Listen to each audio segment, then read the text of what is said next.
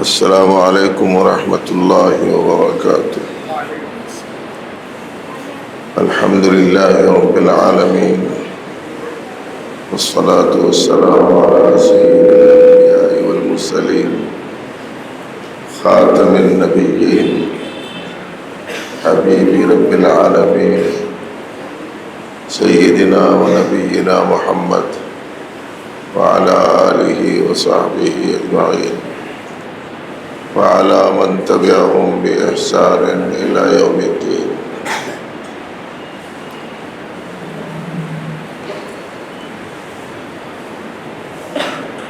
وبعد، فأعوذ بالله من الشيطان الرجيم،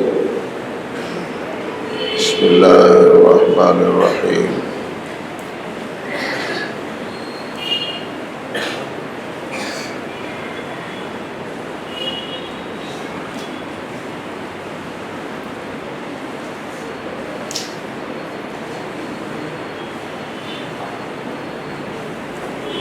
والذين يؤمنون بما أنزل إليك وما أنزل من قبلك وبالآخرة هم يؤمنون أولئك على هدى من ربهم وأولئك هم المفلحون۔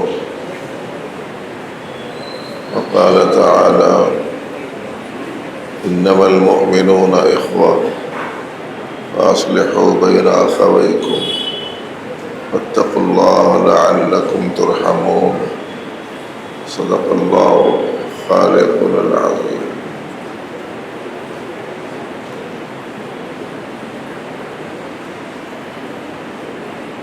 وقال النبي صلى الله عليه وسلم: أحسن الخلق إلى الله، أحب الخلق إلى الله من أحسن إلى عياله، وكما قال صلى الله عليه وسلم۔ معزز حاضرین، سامعین، نوجوانان اسلام،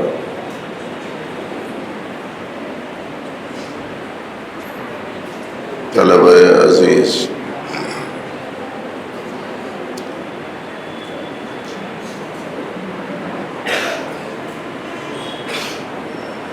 ہمارے آج کے اس پروگرام میں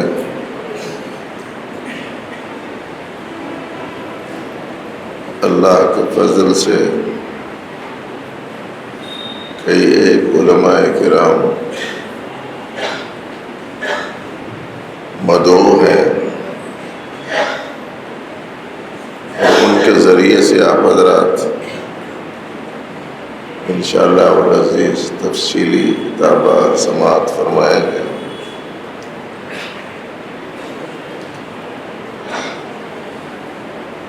عام طور پر ضعیف اور معمر لوگوں کو اخیر میں بٹھایا جاتا ہے، لیکن اس ضعیف پر آپ حضرات نے ایک کرم کیا، پہلے موقع عطا فرما دیا، اس لیے کہ یہی میری خواہش تھی۔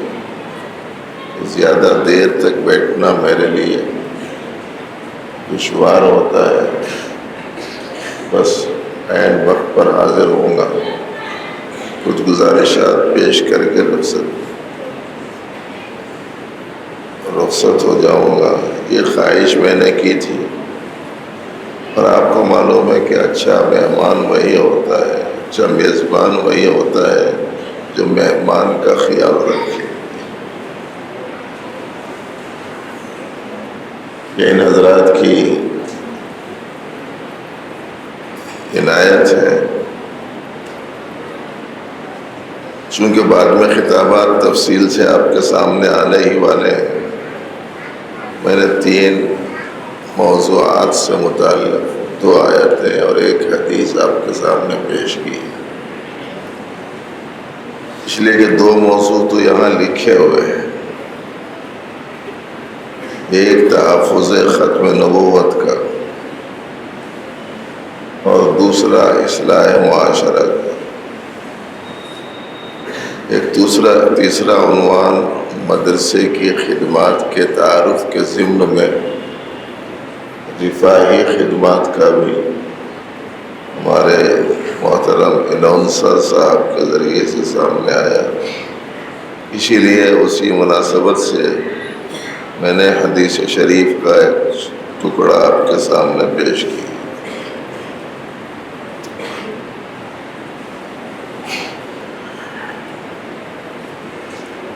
پڑھی گئی آیت میں بتایا گیا ہے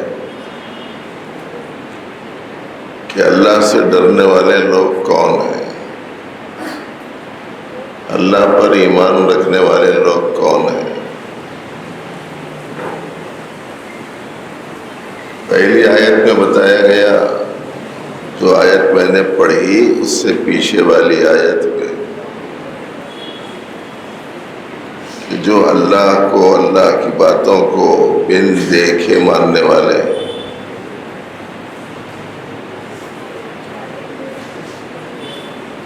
نماز قائم کرنے والے،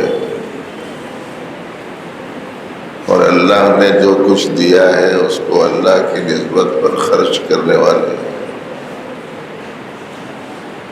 اس کی آگے ہے وہ آیت ہے جو میں نے پڑھی، والذین یؤمنون بما انزل الیک وما انزل من قبلک.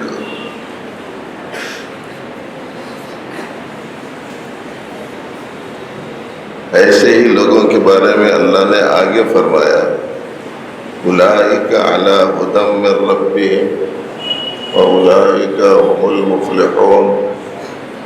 یہی لوگ ہدایت پر ہیں، یہی لوگ کامیاب ہونے والے ہیں. کون؟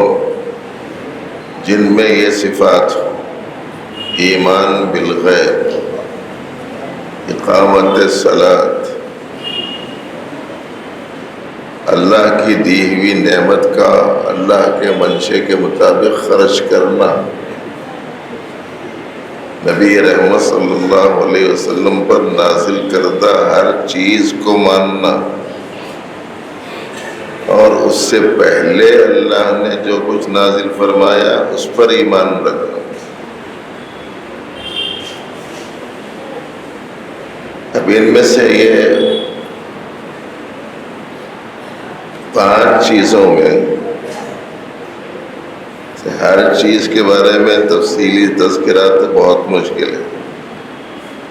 صرف ایک پوائنٹ میں آپ کے سامنے رکھنا چاہتا ہوں، وہ یہ ہے کہ انبیاء کرام علیہ السلام آتے رہے، ہر پیغمبر نے نبی آخر الزمان صلی اللہ علیہ وسلم کے آنے کے بارے میں بتایا اور ماننے کے بارے میں فرمایا. قرآن کریم میں ہے، وَإِذْ أَخَذَ اللَّهُ مِيثَاقَ النَّبِيِّينَ لَمَا آتَيْتُكُم مِّن كِتَابٍ وَحِكْمَةٍ ثُمَّ جَاءَكُمْ رَسُولٌ مُصَدِّقٌ لِّمَا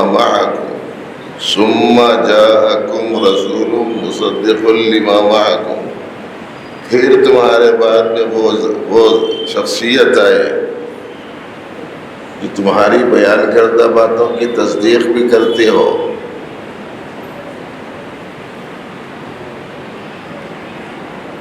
لَتُؤْمِنُنَّ بِهِ وَلَتَنْصُرُنَّهُ. اس پیغمبر پر تم ایمان بھی لاؤ گے، تم ایمان بھی رکھو گے اور ان کی مدد بھی کرو گے. اس کا مطلب یہ ہے کہ سابقہ نبیوں نے نبی آخر الزمان صلی اللہ علیہ وسلم کو نہ صرف یہ کہ بحیثیت نبی مانا ہے، بلکہ ان کے بارے میں خوشخبری بھی دی ہے، ان کے بارے میں لوگوں کو آگاہ بھی کیا ہے اور ان کے بارے میں خبر بھی دی ہے.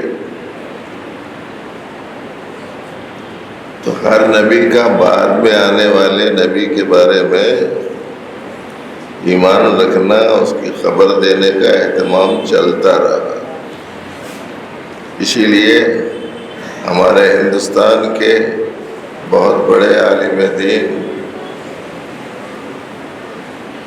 حضرت مولانا قاری محمد طیب صاحب رحمۃ اللہ علیہ فرماتے تھے نبی کو اپنے نبی ہونے پر بھی ایمان رکھنا ضروری ہوتا ہے اور پوری امت کو نبی پر ایمان رکھنا ضروری ہوتا ہے، لیکن انبیاء کرام علیہ السلام کو اپنے نبی ہونے کے اعلان کے ساتھ ساتھ نبی آخر الزماں پر بھی ایمان رکھنا ضروری ہوتا ہے۔ اس لیے کہا گیا کہ وہ نبی الانبیاء تھے، انبیاء کے بھی وہ نبی تھے۔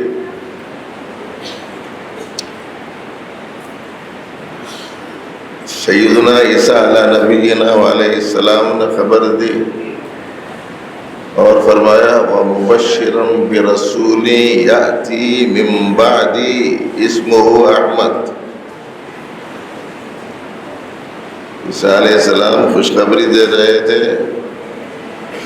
اپنے بعد میں آنے والے حضرت سیدنا نبی آخر الزمان ختم مرتبت حبیب رب العالمین سید الاولین والآخرین امام الانبیاء والمرسلین صلی اللہ علیہ وسلم کا نام نامی اسم گرامی احمد بھی تھا، ان کے بارے میں وہ خوشخبری دینے والے تھے۔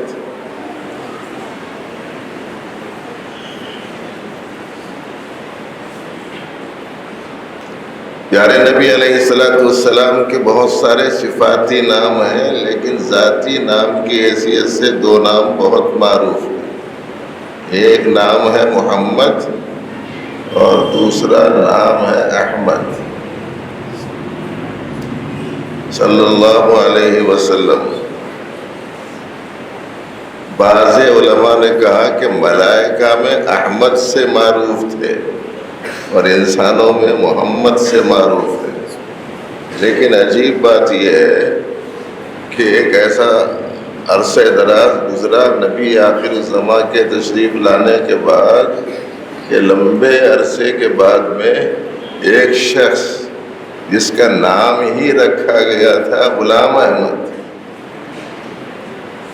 اس کا نام ہی رکھا گیا تھا غلام احمد،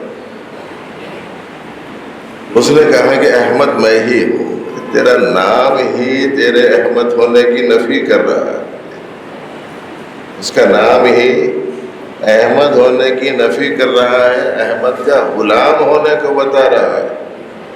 تو نے غلام حذف کر دیا اور آگے کے لفظ کو اپنے ذات کے ساتھ وابستہ کر دیا۔ اسی زمانے میں ایسی کوئی بحث چلی شاید، تو ہمارے مولویوں میں سے کوئی مولوی تھا ہوگا یا ان جیسا کوئی مولوی تھا ہوگا جس کا نام تھا عبداللہ، یا یوں کہہ لیجیے اس کا نام تھا عبداللہ، تو اس نے کہا کہ بھائی میں اللہ ہوں۔ کہنے لگے کہ تم اللہ کیسے ہے، تم تو عبداللہ ہے۔ نام میرا ویسے رکھ دیا گیا تھا، اصل نام میرا یہی ہے۔ جیسے تمہاری منطق ہے کہ تمہارا نام غلام احمد ہے، کہنے لگے کہ اصل میں احمد ہی ہوں۔ جیسے تمہاری وہ منطق ہے ایسے ہی میری بھی سمجھ لیجیے آپ۔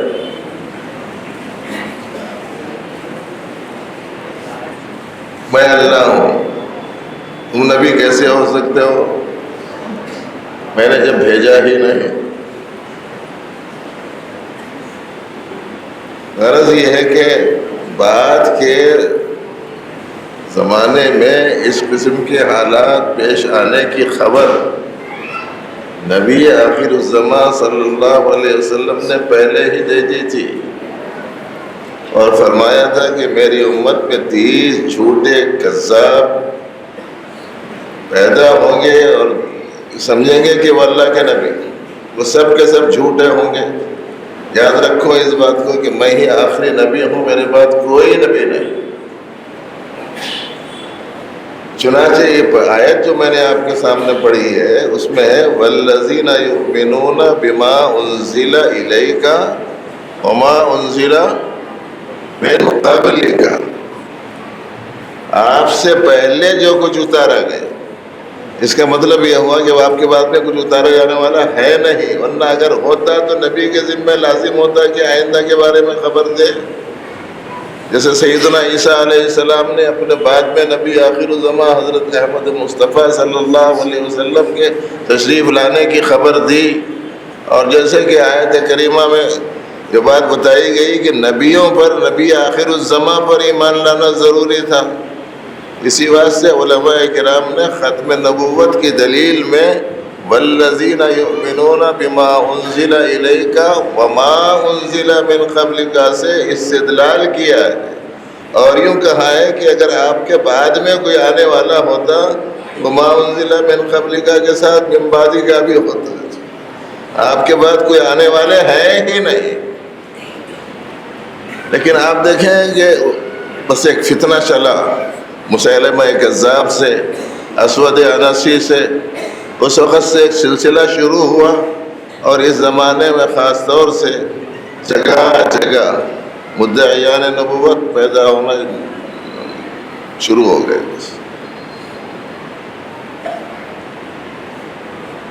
جن میں کوئی ایک جھلک بھی نہیں پائی جا سکتی، جن کے بارے میں سیدنا امام اعظم ابو حنیفہ رحمۃ اللہ علیہ نے تو فرمایا اگر کوئی دعوی نبوت کرے اور تم نے اس سے دلیل پوچھی تو یہ دلیل پوچھنا بھی غلطی ہے.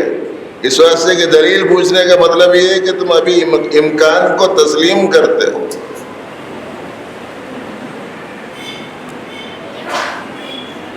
اس واسطے بھائی یہ جو بعد میں جو چیزیں سامنے آتی چلی جا رہی ہیں نا مختلف ناموں کے ساتھ میں،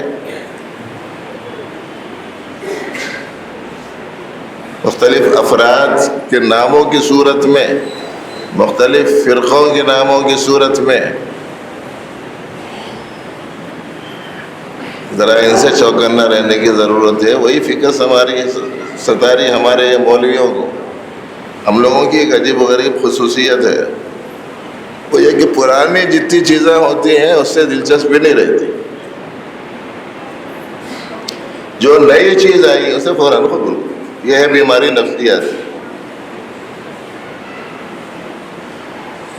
نبی آخر الزماں اب تک سنتے رہے، 5 وقت کی نماز اب تک سنتے رہے، روزے رمضان کی اب تک سنتے رہے، زکوٰۃ سال کی اب تک سنتے رہے، حج زندگی کا اب تک سنتے رہے، صدقہ خیرات یہ ساری چیزیں اب تک سنتے رہے. اس واسطے پرانی ہو گئی. اب نئی کیا ہے؟ کوئی نیا آ کے کوئی نیا نظریہ پیش کرے، جلدی سے ایکسیپٹ کر لیتے. کلو جدید لذیذ بول کے بہت مشہور ہے. ہر نئی چیز ذرا ذائقہ دار ہوتی ہے، نتیجے میں لوگ اس سے متاثر ہوتے چلے جا رہے ہیں. اور جگہ جگہ اور عوام الناس کی سادگی کا یہ عالم ہے کہ جو بولا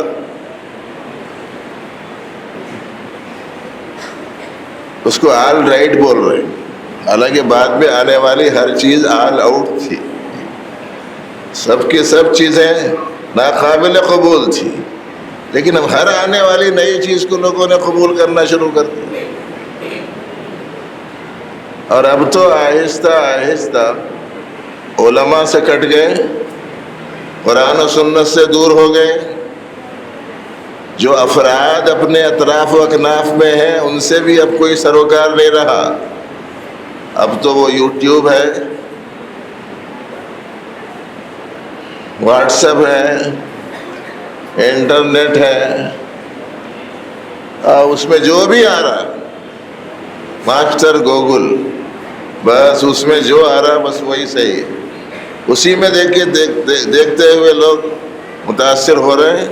اور ڈر ہوتا ہے کبھی کبھی وہ حدیث یاد آتی ہے جس میں بتایا گیا تھا کہ ایک وقت ایسا آئے گا کہ آدمی صبح تو ایمان کی حالت میں کرے گا لیکن شام ہوتے ہوتے کافر ہو جائے گا، اور آدمی شام میں مومن ہوگا لیکن صبح ہوتے ہوتے کافر ہو جائے گا. تو پڑھنے کے زمانے میں صبح سے لے کے شام تک 10 لوگوں سے 20 لوگوں سے ملاقات ہوتی ہے، بات چیت ہوتی ہے، ذہن سازی کا موقع مل سکتا ہے، ہو سکتا ہے آدمی کے افکار بدل جائیں، خیالات بدل جائیں، عقیدے بدل جائیں، اور شام ہوتے ہوتے وہ ایمان اس کا باقی نہ رہے یا ایمان سے وہ مکر جائے. یہ تو سمجھ میں آتا تھا، لیکن شام میں مومن ہوگا صبح میں کافر ہوگا وہ سمجھ میں ذرا زیادہ آسانی سے نہیں آتا تھا. لیکن ابھی اس زمانے میں زیادہ تر بگاڑی شام سے لے کے صبح کے درمیان میں ہو رہا ہے.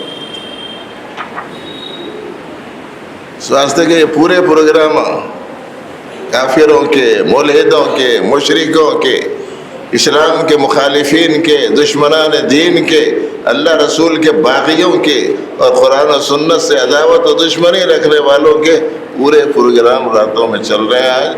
اور آدمی اپنے گھر میں کمرے میں بیٹھا ہوا بس وہ دیکھتا جا رہا، سنتا جا رہا، دیکھتا جا رہا، سنتا جا رہا. علم تو اس کے پاس بھی ہے نہیں. کل ہی ہم نے ترمذی شریف کے آخری حدیث شریف کا سبق دیا. ایک صاحب نے مکمل کیا تھا شمائل ترمذی کو، آخری روایت مجھ سے پڑھانے کی خواہش کی تو وہ حاضر ہو گیا تھا. اس میں جو آیا ہے وہ یہ ہے کہ یہ دین اسلام یا علم دین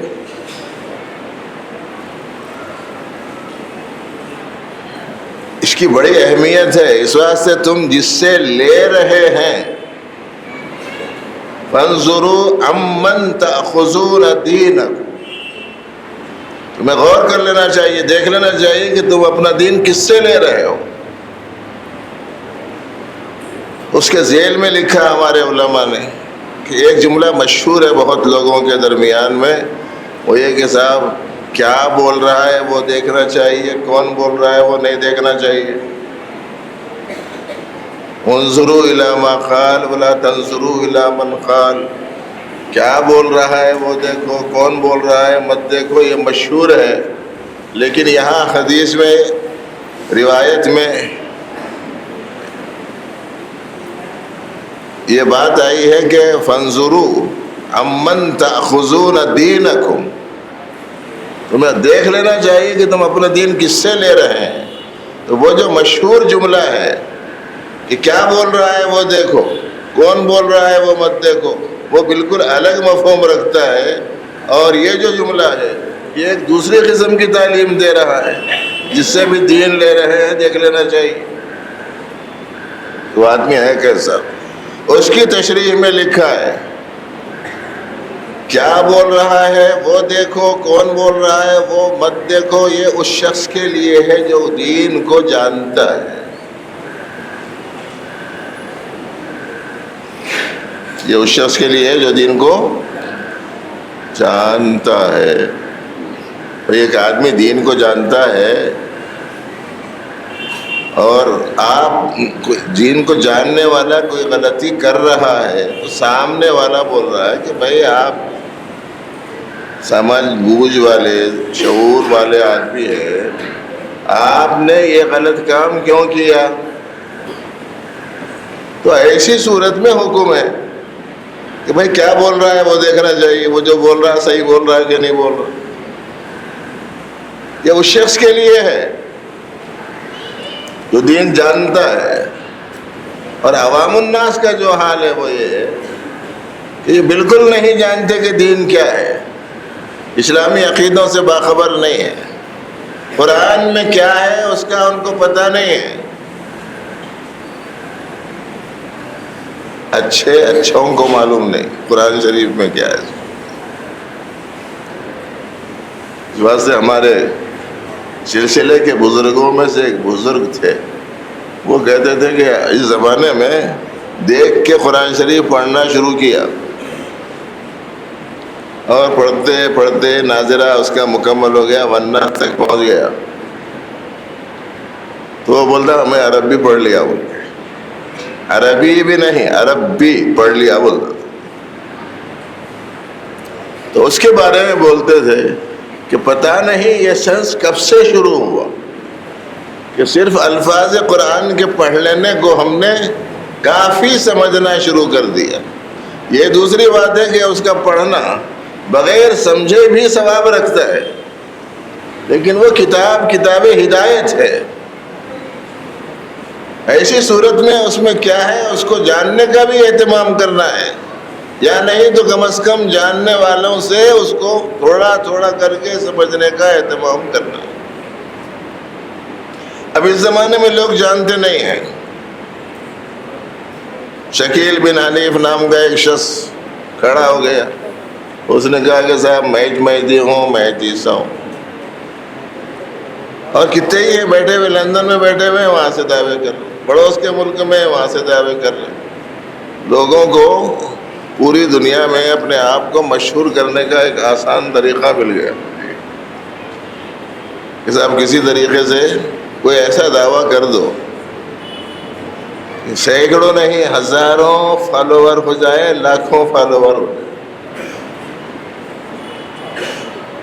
نتیجے میں لوگ جگہ جگہ متاثر ہو رہے ہیں مختلف قسم کے نظریات سے. آج نظریات کی بھرمار ہے. میں ان کے دو چار نام آپ کو سنا سکتا ہوں، مگر خواہ ذہن الجھن کا شکار نہ ہو اس واسطے نہیں عرض کر رہا ہوں. دیکھو نئی نئی چیزیں جتنے لوگ آپ پیش کر رہے ہیں، نئے نظریات پیش کر رہے ہیں. حضرت سیدنا مہدی علیہ السلام جو تشریف لانے والے ہیں ان کی پوری علامتیں موجود ہیں، اور حضرت سیدنا عیسیٰ علیہ نبینا علیہ السلام کے بارے میں پوری وضاحتیں موجود ہیں. لیکن آج ہم لوگ پڑھتے نہیں ہیں، جانتے نہیں ہیں. نتیجے میں کوئی سا بھی شخص جب دیکھتا ہے کہ دنیا میں اس وقت دنگا ہو رہا، فساد ہو رہا، قتل و خورزی ہے، بے حیائی ہے، علامات قیامت میں سے بہت ساری علامات کا اظہار ظہور ہو چکا ہے، تو ایسی صورت میں آنا ہی چاہیے حضرت مہدی. اب لوگوں نے موقع غنیمت سمجھا کہ اس وقت میں لوگ منتظر ہیں، اس واسطے کیوں نہ اعلان کر دیا جائے. نتیجے میں اعلان کرنا شروع کر دیا، جگہ جگہ سے لوگ کرنا شروع کر دیا، اور متاثر ہوتے جا رہے ہیں لوگ. اس واسطے ہمارے یہ نوجوان علماء جو یہاں کے ذمہ داروں میں سے ہیں، ان کو فکر دامنگیر ہے کہ بھئی کیسے بچایا جائے. ہمارے نبی آخر الزمان، سید الاولین والآخرین ہیں، خاتم النبیین ہیں. ان پر جو نازل ہو چکا بس وہی آخری ہے. انہوں نے جو کتاب دی وہی آخری ہے، انہوں نے جو طریقے زندگی دیا وہی آخری ہے، انہوں نے جو خبریں دی وہ آخری خبریں ہیں. ان کی ہر بات آخری بات ہے، ان کا ہر فیصلہ آخری فیصلہ ہے. کل میں ایک مشہور اسکالر کو پڑھ رہا تھا، اس میں اس نے کہا کہ صاحب بڑے سے بڑے دانشور اور بڑے سے بڑے سمجھدار اور بڑے سے بڑے تعلیم یافتہ لوگ جنہوں نے دنیا میں اپنا سکہ جمایا اپنے دور میں، ان کے افکار و نظریات 50 سال 100 سال سے آگے نہیں بڑھ سکے. پھر خامیاں لوگوں کے سامنے آنا شروع ہوئی. یہ ایک واحد پیغام ہے اللہ کا جو قرآن کی صورت میں اور سنت کی صورت میں عالم انسانی کے سامنے ہے. 1400 سال گزرنے کے باوجود آج تک اس میں کسی قسم کی کوئی خامی کوئی نہیں نکال سکا. اس لیے بھائیو اس کو پیش نظر رکھیے. پیارے نبی علیہ السلام آخری نبی ہیں، ان کی ہدایات آخری ہیں انسانیت کی صلاح و فلاح کے لیے، اور ان کا طریقہ ہی بس اللہ جل شانہ کے نزدیک پسندیدہ آدمی کو بنا سکتا ہے. ان کا طریقہ ہی اللہ کا محبوب بننے کا ایک ذریعہ ہے. فاتبعونی یحببکم اللہ، ہمیں اس کا اعلان ہے. ایک بات تو یہ ذہن میں رکھ لیجیے، باقی میں نے ہمارے مولوی حضرات سے کہہ دیا کہ میرے پاس ذرا تفصیل سے سنا دو بھائی. دوسری بات بھائیو، معاشرے کی اصلاح سے متعلق ہے. ہماری اپنی جو زندگی ہے، جو رہن سہن ہے، ہمارے آپس میں ایک دوسرے کے ساتھ جو تعلقات ہیں، جو سلوک ہے، جو رویہ ہے، اس میں بے حساب قسم کی خرابیاں شروع ہو گئی. حالانکہ لوگوں میں پیدا ہونے والی خرابیوں کو دور کرنا یہ ایک عظیم الشان دینی عمل ہے.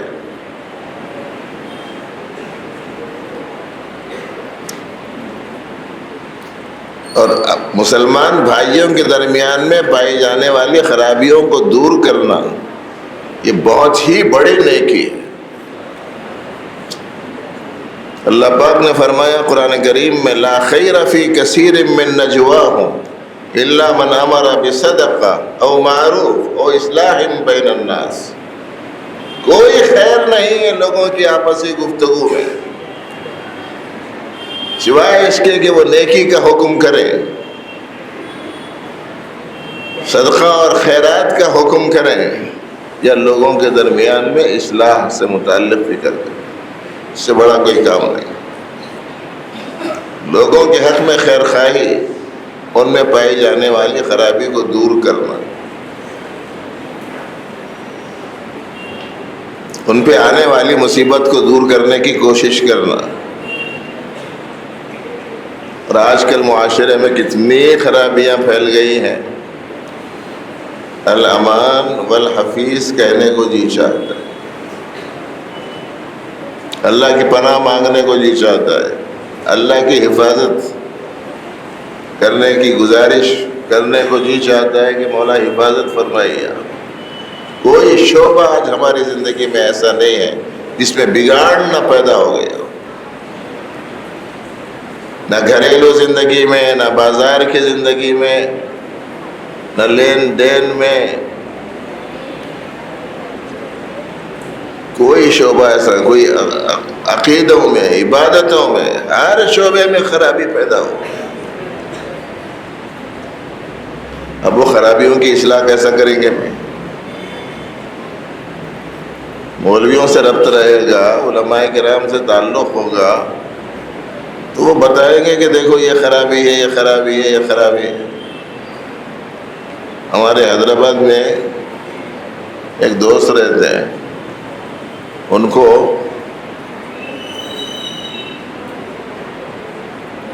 ایک اعلان دیکھنے کو ملا، فلانا جو بڑا دواخانہ ہے، اس بڑے دواخانے میں 9,000 میں کا اگر آپ ممبر بن گئے تو آپ کے پورے ٹیسٹ 90% معافی کے ساتھ ہو جائیں گے۔ یعنی اگر 1,00,000 کا ٹیسٹ ہے تو صرف 10,000 میں ہو جائیں گے،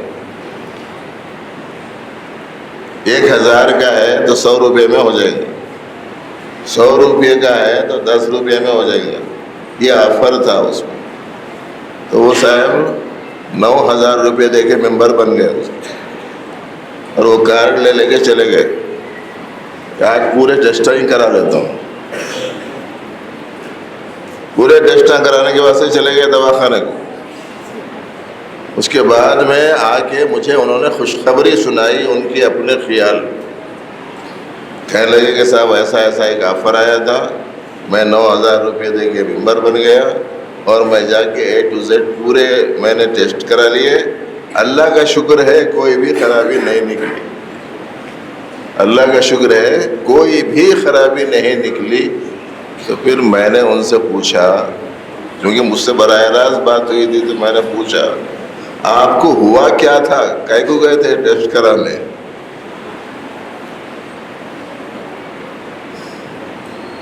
تو انہوں نے کہا کہ ہوا کچھ بھی نہیں تھا، کچھ ہے کیا بول کے دیکھنے گیا تھا۔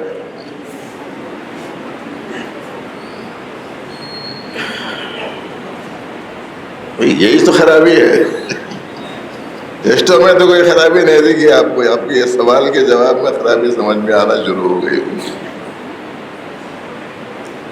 تو کچھ ہے کیا دیکھنے کے لیے گیا تھا، نکلا کچھ نہیں۔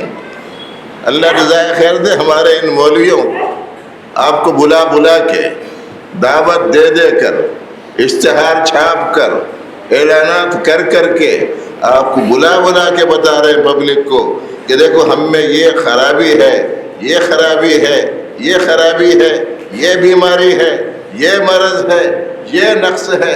بولتے بولتے اپنے سینے خشک کر رہے ہیں، اپنے گھروں کو خوش کر رہے ہیں، اپنی توانائیوں کو صرف کر رہے ہیں کہ دیکھو ہمارے عقیدے بگڑ گئے، عقیدہ بگڑ گیا تو آخرت ہمیشہ کی زندگی برباد ہو جائے گی۔ عبادات بگڑ گئے تو پہلے مرحلے میں ناکامی کا سامنا کرنا ہوگا۔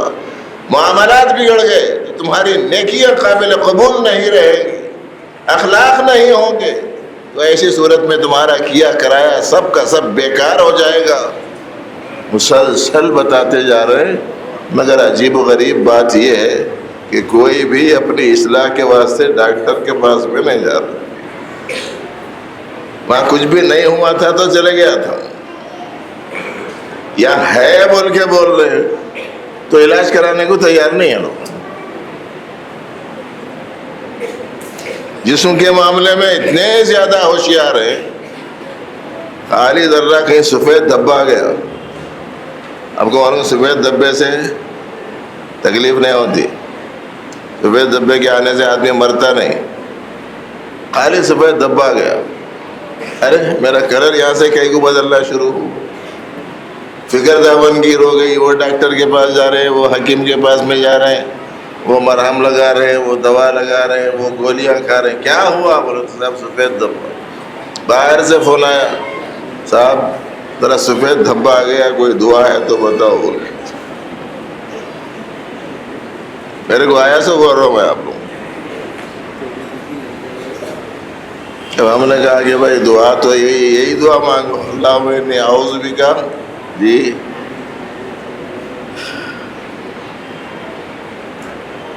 من الجذام والبرص وسیء الاسقام، بس یہ دعا مانگ لو کہ برس سے اللہ تعالیٰ محفوظ رکھیں، پناہ مانگو اللہ تعالیٰ سے بری بیماریوں سے۔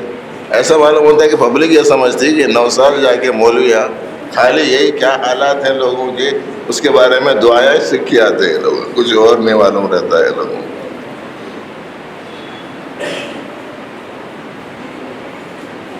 بھائی عقیدے بگڑ گئے، فکر نہیں ہے، عبادتیں متاثر ہے، فکر نہیں ہے، معاملات خراب ہو گئے، کسی قسم کی کوئی فکر نہیں، معاشرت تباہ ہو گئی، کوئی فکر نہیں، اخلاق، حسن اخلاق جسے کہتے ہیں وہ تو ہم لوگ جانتے ہی نہیں۔ اس لیے بھائی ان خرابیوں کو دور کرنے کی کوشش کرنا، اس کا نام ہے اصلاح معاشرہ۔ جو خرابیاں آ گئی وہ خرابیوں کو دور کرنا۔ لیکن شاید ابھی پوری طریقے سے بات ذہنوں میں بیٹھی نہیں۔ ایک چھوٹی سی بات سمجھاتے ہوئے جلدی سے بات ختم کرنا چاہ رہا ہوں۔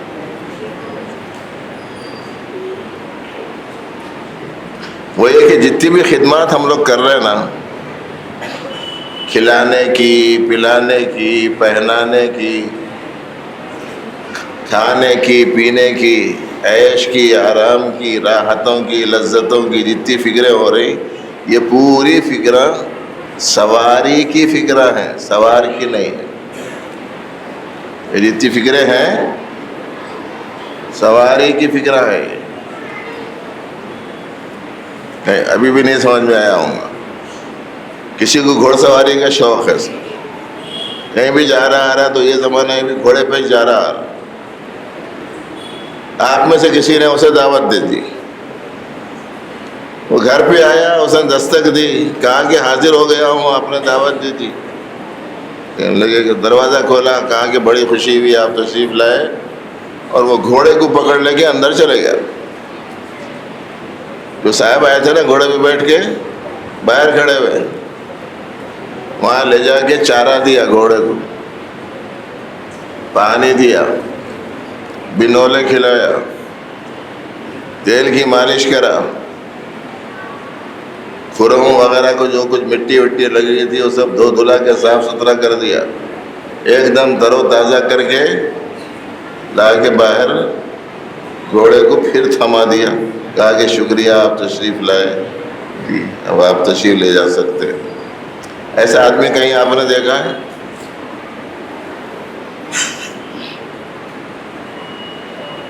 میرے علاقے میں تو نہیں دکھا، یہ علاقے میں ہے کیا ایسا آدمی؟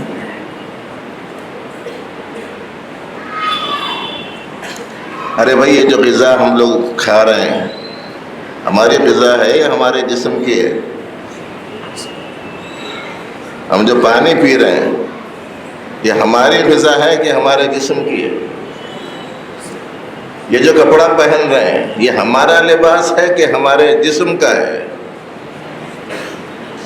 اور یہ جو ہم آرام اور راحت کے نقشے بنا رہے ہیں وہ ہمارے ہیں کہ ہمارے جسم کے ہیں؟ جسم کے ہی ہے نا.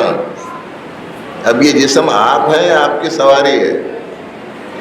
یہ ہے مسئلہ سمجھنے کا. یہ جو جسم ہے نظر دکھائی دے رہا ہے آ رہا ہے وہ آپ ہیں آپ کی سواری ہے. اچھی طریقے سے سمجھ لیجئے. لوگ ڈرتے بولنے کے واسطے بول کے میں اپنے اوپر ڈالنے کے بولتا ہوں. اس وقت بھی آگے سمجھو. وہ جگری دوست جن کو کہتے ہیں ملک الموت، ان کو جگری دوست میں اس واسطے بولتا ہوں کہ ہر ایک کو آ کے روزانہ دیکھ کے جاتے کرتے، اتنا تعلق ہے ان کو اور اتنی گہری دوستی ہے، ملے بغیر نہیں چھوڑتے. اس واسطے ان کو جگری دوست بولتا ہوں. وہ آگے سمجھو وہ جگری دوست بولے چلیے صاحب چلنا ہے. وہ آئے روح نکال لیے چلے گئے. تب میری باڈی ایسی رہیں گے نا، ہر ایک کی زبان پہ کیا رہے گا؟ اچھے خاصے آئے تھے مول صاحب چلے گئے چلے گئے چلے گئے. باڈی یہی ہے نا. گیسو صاحب کون ہے؟ وہ ہے اصل، وہ ہے سوار. اور یہ جو جسم کیا تھا؟ یہ سواری تھی. آج پوری عالم انسانیت صرف سواری کی خدمت میں ہے، سوار کو اس نے بھلا دیا. روح کی جان تو ایمان ہے اور روح کی غذا تو عبادت ہے اور روح کا پانی تو علم ہے اور روح کا لباس تو تقوی ہے اور روح کی زینت تو اخلاق ہے. اور آج عالم انسانیت نے ان تمام چیزوں کو بلا دیا. خدمت میں لگے ہوئے جسم کی، بالکل ویسا ہی جیسے گھوڑے کی خدمت کر دی. گھوڑے پر جو آیا تھا اس کو پوچھ کے نہیں دیکھا. بھائی اس غفلت سے اپنے آپ کو نکالنا بے حد ضروری ہے. اور آخری جو گزارش ہے وہ یہ کہ یہاں جو خدمات انجام دی جا رہی ہیں، رفاہی خدمات، ضرورت مندوں کی مدد، محتاجوں کی نصرت، بیواؤں کے لیے راشن، یتیم بچوں کے لیے سہارا،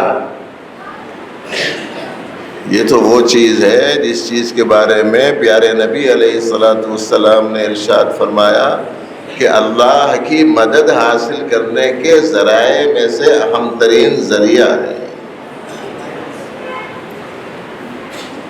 پیارے نبی علیہ السلام نے فرمایا واللہ فی عون العبد ما کان العبد فی عون اخیہ. اللہ بندے کی مدد میں ہوتا ہے جب تک کہ بندہ کسی بندے کی خدمت میں ہوتا ہے. آج اس چیز کو بھلا دیا لوگوں نے. صرف اپنے لیے کمانا، اپنے لیے جمانا، بس یہی پہاڑا پڑ لیا. اور ابھی نعت سنائی ہمارے مولانا حافظ صاحب نے، صدر تحفظ ختم نبوتیں کیا ہے مجھے تعارف نہیں پورا، اس لیے کہ صورتیں یاد رہتے، نامہ یاد نہیں رہتے، عہدے یاد نہیں رہتے. اس میں انہوں نے کیا کہا؟ اس میں انہوں نے یہ کہا کہ صاحب گھر میں فاقے چلتے تھے نبی علیہ السلام کے، لیکن آپ کے پاس میں کوئی سوال کرنے والا خالی ہاتھ نہیں جاتا تھا. پیارے نبی علیہ السلام نے جو طریقہ چھوڑا وہ تو یہ تھا. آج ہم لوگوں نے پوری زندگی صرف اپنے ہی لیے کمانا اور اپنے ہی لیے جمانا یہ شروع کر دیا. حالانکہ ہمارا وہ ہے جو ہم نے اللہ کی نسبت پر خرچ کر دی، اور جو ہمارے اوپر خرچ ہو گیا اس کا تو حساب کتاب دینا ہے. اس لیے بہت ضروری شعبہ ہے. آج امت مسلمہ کو اس شعبے میں بھی حصہ لینا چاہیے. ویسے بھی برادران وطن تک اسلام کی خیر خواہی کا پیغام پہنچانے کا یہ ایک بہترین ذریعہ ہے. ان کی غلط فہمیوں کو دور کرنے کا ایک اہم سبب ہے کہ ہمارے اندر ہمدردی ہو، خیر خواہی ہو، ضرورت مندوں کی مدد و نصرت ہو. ہم ہر ایک کے ساتھ بھلائی چاہیں، اس واسطے کہ دین تو نام ہی خیر خواہی کا ہے. تو اس لیے یہ 3 باتیں ذہن میں رکھ لیجئے. باقی انشاءاللہ ان تینوں باتوں پر تفصیل سے گفتگو یہ ہمارے علماء کرام کریں گے. پہلی چیز کیا ہے؟ پیارے نبی علیہ السلام کے بعد دین اور اسلام کے نام سے نئی آنے والی کوئی چیز ہرگز قابل قبول نہیں ہونا چاہیے. دوسری چیز، اپنے اندرون میں جو بھی دینی اعتبار سے کمی ہے اس کا جائزہ لے کے وہ کمی کو دور کرنے کی فکر کرنی چاہیے. اور تیسری چیز، اپنے لیے کم، اوروں کے واسطے زیادہ سے زیادہ خدمات کو اہمیت دینا چاہیے. مال نہیں تھا حضرت عثمان غنی کے پاس، ایسی بات نہیں تھی، مال تھا، لیکن اپنے لیے بقدر ضرورت. باقی پورا کا پورا ضرورت مندوں کی خدمت کے لیے تھا، اللہ کے کلمے کی سربلندی کے لیے تھا، دین کی پھیلاؤ کے لیے تھا، دین کی اشاعت کے لیے تھا. بہت کم لوگ ہوں گے جو ایسی قسمت والے ہوں کہ پورے 1400 سال سے جن کا کار خیر کا عمل آج تک جاری ہے. آپ بولیں وہ کیسا؟ مدینہ منورہ جانے والے لوگوں نے جگہ جگہ دیکھا ہوگا وقف لسیدنا عثمان ابن عفان، بڑی بڑی بلڈنگیں ہیں، اس سے آنے والی جتنی آمدنی ہے وہ پوری کی پوری آج تک صرف ضرورت مندوں میں تقسیم ہو رہی ہے، اس واسطے کہ وہ حضرت سیدنا عثمان غنی رضی اللہ عنہ کی وقف کرتا ہے. تھا ان کے پاس سے انہوں نے اعمال بنا لی، اور ہمارے پاس مال ہے تو ہم اعمال بنانے کے بجائے اس کو وبال بنانے کے چکر میں پڑے ہوئے ہیں پورے کے. اللہ کے بندوں کی خدمت کرو. کیا عجب ہے کہ پروردگار عالم کو یہ بات پسند آ جائے. آپ نے سنا ہے کہ پیاسے کتے کو پانی پلانے پر مغفرت کے اسباب بن گئے. پیاسا کتا، اس کو پانی پلا دیا تو مغفرت کے اسباب بن گئے. اگر انسانوں کی کسی ضرورتوں کو پورا کرنے کے سلسلے میں اللہ کی دی ہوئی چیزوں میں سے میں کچھ استعمال کروں تاکہ اللہ کے بندوں کا بھلا ہو جائے اللہ کی رضا کے لیے، تو یقیناً یہ ایک بہت بڑی سعادت ہوگی. اس لیے رفاہی کاموں میں بھی بھرپور حصہ لینے کی کوشش کیجیے. اللہ تعالیٰ مجھے آپ کو صحیح علم و عمل کی توفیق عطا فرمائے. الحمدللہ رب العالمین.